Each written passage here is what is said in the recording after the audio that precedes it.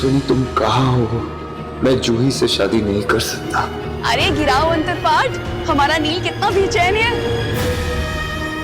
अब मैं नाटक और नहीं कर सकती। राजिता, मेरा भी वजूद है, मेरे भी सपने हैं। मैं कोई चीज नहीं कि एक की जगह दूसरे को रख लिया। इतना बड़ा धोखा।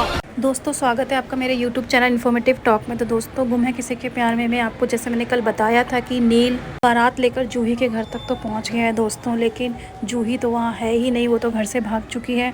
और सब कोशिश कर रहे होते हैं अपनी तरफ से कि किसी तरीके से जब तक जूही नहीं आती तब तक वो किसी तरीके से तेजस्विनी को ही बिठाएं। और मंडप में फाइनल तेजस्विनी घूंघट डाल के पहुँच तो जाती है दोस्तों, पर अंतरपाठ होने से पहले ही वो अपना चेहरा दिखा देती है और सबको बता देती है दोस्तों कि उसकी बहन कहीं चली गई है। और वो सबसे माफ़ी मांगती घर की तरफ से, सबकी तरफ से, और वो ये शादी नहीं कर सकती, वो किसी की रिप्लेसमेंट नहीं बन सकती और वो इस शादी के लिए मना कर देती है। ये सब देखकर बाराती सब गुस्सा हो जाता है, यहाँ तक कि नील के बड़े काका तो ये यहाँ तक कह देते हैं कि वो बारात को वापस लेकर जा रहे हैं और मना कर देते हैं शादी के लिए। दोस्तों तेजस्विनी के दादा दादी दोनों ही हाथ जोड़ते हैं, उनके पैर के आगे गिड़गिड़ाते भी हैं, उनसे माफ़ी मांगते हैं इन सब चीज़ों के लिए, लेकिन उनका दिल टस से मस नहीं होता। वो कहते हैं कि एक लड़की भाग गई है तो हम दूसरी लड़की से क्यों शादी करें, जिस घर में ऑलरेडी एक खोट निकल चुका है तो दूसरी का भी क्या ही पता।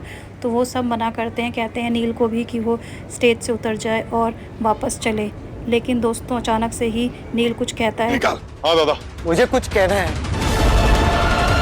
और दोस्तों नील फाइनली कहता है कि उसे तेजस्विनी से शादी करने के लिए तैयार है और घर की इज्जत के लिए वो शादी करना चाहता है। परंतु दोस्तों सभी के सामने तेजस्विनी ही शादी से मना कर देती है और मंडप से चली जाती है, और जिसे देखकर नील को भी बहुत बुरा लगता है दोस्तों और बाकी सबको भी बुरा लगता है।